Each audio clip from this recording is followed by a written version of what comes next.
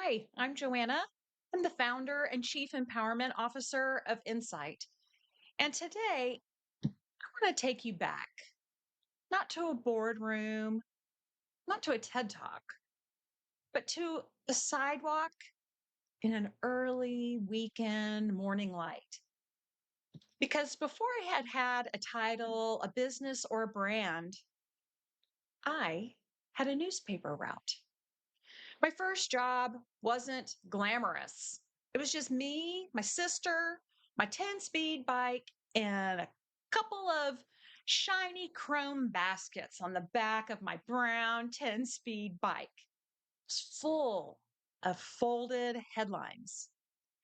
And what I didn't know at 12, but see so clearly now, is that little girl was already becoming a leader.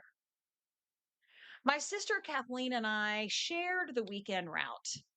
We matched those brown 10 speeds with those wire baskets strapped to the back. We delivered stories to doorsteps before people even poured their first cup of weekend coffee. And in the winter, my dad would pack us and the papers into the back of his old Volvo wagon. The crinkle of the folded pages, the smell of the ink, the cold air turning our breath into tiny clouds. It's all still with me. It seemed like just a job and not a good one, by the way. We weren't thrilled of having to give up our Saturday or Sunday mornings to do this when it was cold and icy. It seemed like just a job, but it wasn't.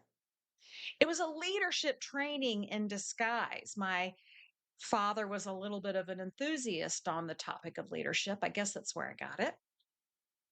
But on those weekend mornings, we showed up, rain or shine, every paper neatly folded and placed exactly where it belonged. And here's the thing, nobody clapped. Nobody posted a highlight reel. There was, well, it was the 80s, so there was not a highlight reel. There was no bonus for effort or an atta girl for consistency, but the lesson was deep and quiet and undeniable. When people expect you to show up, you show up. When the world is cold, you ride anyway. When no one is watching, you still lead with integrity. How often do we, as women in leadership, feel like we have to over deliver just to be seen? How often do we ride with weight in our metaphorical baskets, managing deadlines, decisions, and emotional labor without ever putting it down? That girl on the bike, she's still with me. She's the reason I know that leadership isn't about bravado. It's about follow through. It's about grit and grace and quiet courage when no one is watching. Today, I coach high performance leaders, most of them women. And these leaders carry much heavier loads than those newspapers on the back of my bike. They carry entire teams, companies, product launches, performance reviews. They navigate mergers, motherhood, and menopause. And you know what I tell them? You've already proven you can do the hard things. Now, let's do them from a place of wholeness, not performance. Let's do them from a place of confidence, not fear.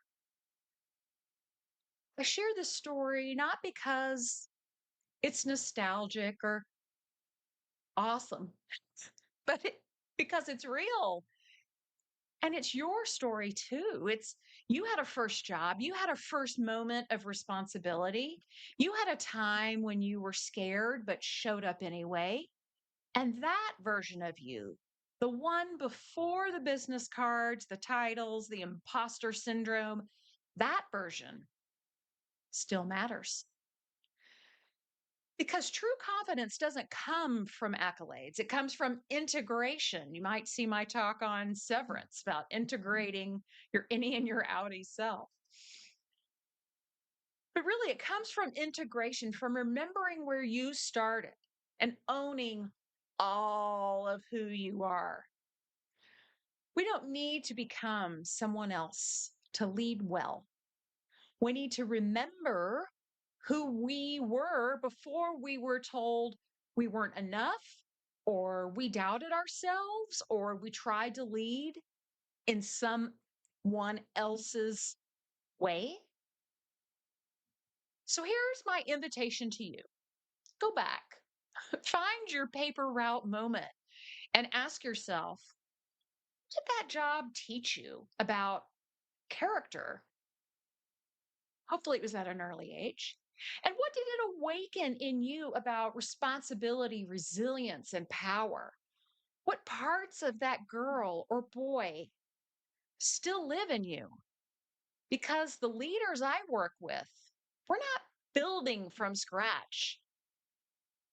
They're remembering who they were before the world told them to be smaller or different or compliant. So drop a comment or share this video. What was your first job? What did it teach you about leadership or about yourself?